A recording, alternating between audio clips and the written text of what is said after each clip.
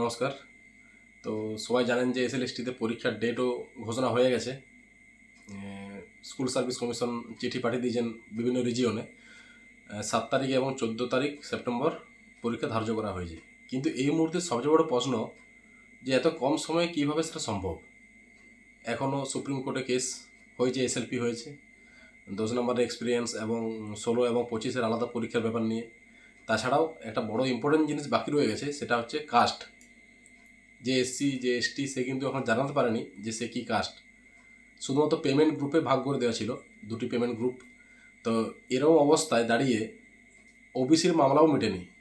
তাহলে এরকম অবস্থায় দাঁড়িয়ে কীভাবে পরীক্ষা নেওয়া সম্ভব?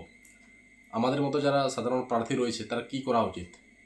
আমার ব্যক্তিগত মতামত, এসবে কান না দিয়ে 7 তারিখ এবং 14 তারিখের জন্য প্রিপারেশান নেওয়া উচিত। পরীক্ষা হতে পারে, আবার সুপ্রিম কোর্টের রায়ে পরীক্ষা নাও হতে পারে। কিন্তু টেনশন সবারই হচ্ছে বুঝতে পারছি, কিন্তু এই অবস্থায় দাঁড়িয়ে প্রিপারেশান নেওয়াটাই বেস্ট।